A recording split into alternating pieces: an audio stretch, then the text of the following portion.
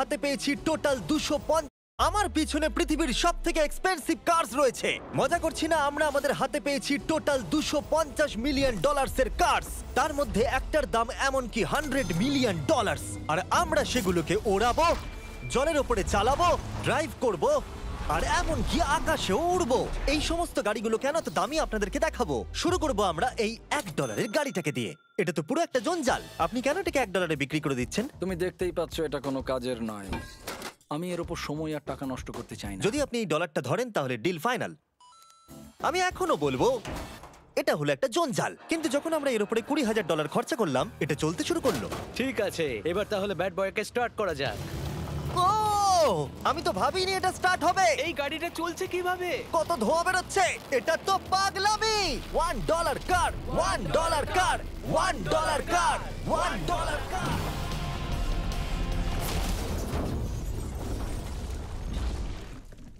ঠিক আছে, তাহলে এটা হলো $1 কার। ভাগ্যিস আমি ওতে বসেছিলাম না। $100,000 কারটাকে নিয়ে এসো। এটা নিজে নিজেই চলতে পারে। মজা করছি না, এর ভেতরে কিন্তু কেউ নেই, তাও এটা দিব্যি চলছে। দেখা যাক 100 গ্র্যান্ডের গাড়িতে কি আছে। গাড়িটার ভেতরে তো অনেক জায়গা আছে। পৃথিবীতে অল্প কিছু গাড়ি আছে যার ভেতরে আমার বাচ্চারা ধরে যেতে পারে।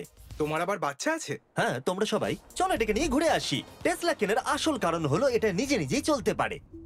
ঠিক আছে, আমি কিন্তু আর গাড়িটাকে চালাচ্ছি না। ও, এটা লেন চেঞ্জ করছে। এটা চলছে। এটা সত্যিই নিজে নিজেই চলছে। Throttle-টা দেখো, আমি দেখো। কিন্তু থ্রটাল দিইনি, আর স্টিয়ারিংও আমি হাত দিচ্ছি না। জিমি, তার মানে তুমি বলছো যে তুমি ঘুমোতে ঘুমোতেও গাড়ি চালাতে পারবে? না, একদম করবে না। ও, ওকে। চলো দেখা যাক গাড়িটা কত জোরে যেতে পারে।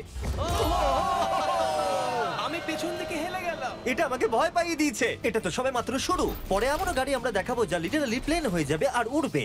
কিন্তু এখন আরে ল্যাম্বোটাকে দেখো, ও, ধাক্কা লেগে যাচ্ছিল।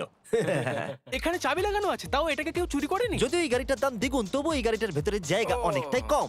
জানি না কেন এই গাড়িটার দাম 200K, কারণ এর ভেতরে আমি ফিটই হচ্ছে ও না। কি জানে ল্যাম্বরগিনি কিভাবে চালাতে হয়? আচ্ছা, এটা চালু হয় কি করে? আমার মনে হয় এই শিফটারটা টিপতে হবে। ঠিক আছে, তাহলে আমরা এখন রাস্তায় নেমে পড়েছি। ও, কি সাউন্ড! ও মাই গড, কি দারুণ গাড়ি! এই অনেক পাওয়ার আছে দেখছি। ও মাই গড, গাড়িটা তো ইনসেন। আমি আস্তে করে থ্রটাল দিলেই গাড়িটা খুব জোরে দৌড়চ্ছে। আমার ড্রাইভ করা সবথেকে ফাস্টেস্ট কার এটা। যদি তোমরা কোনো ভালো গাড়ির সন্ধান করে থাকো তাহলে ডেফিনেটলি এটা সেই কার। আর এবার আমরা $300,000 এর গাড়িটাকে দেখাবো। আর এটা হলো সম্ভবত পৃথিবীর সবথেকে সেফ কার। এটা ট্যাঙ্কের মতো মনে হচ্ছে। আচ্ছা, এটা কি মিলিটারিদের গাড়ি নাকি? হ্যাঁ, এটা কিন্তু খুব উঁচু। তুমি এটাকে ল্যাম্বরগিনির সাথে কম্পেয়ার করো না। হ্যাঁ, ঠিকই বলেছো। চলো এবার দেখা যাক এই গাড়িটা কেন তো সেফ। প্রথমেই দেখাবো এই বুলেট প্রুফ উইন্ডো, যেটা এতটা মোটা। এই গাড়িটাতে একটা এক্সপ্লোসিভ প্রুফ আর্মার আছে। পরে এটাকে আমরা টেস্টও করব। কার্ড, তুমি কি বাটনটাকে প্রেস করতে চাও? না, একদমই তুমি নয়। কি স্মোক স্ক্রিন বাটনটা টিপতে চাও? প্লিজ। ওহো, ওহো, এটা তো দারুণ। এখানে তো পুরো ধোঁয়ায় ভরে গেছে। ও মাই গড, কি বাজে গন্ধ! কিন্তু এই সব ফিচার্স গুলো এই গাড়িটাকে একদমই সেফ বানায় না। এই পুরো গাড়িটার চারপাশে এক্সপ্লোসিভ প্রুফ ফ্রেম রয়েছে। আর আমরা প্রথম যারা এই গাড়িটাকে টেস্ট করছে, উদাহরণস্বরূপ ওই $300,000 এর গাড়িটাকে ওড়ানোর আগে আমরা একটা নর্মাল গাড়িকে ওড়াবো। দেখা যাক প্যাসেঞ্জাররা বেঁচে থাকে কিনা। 3, 2, 1।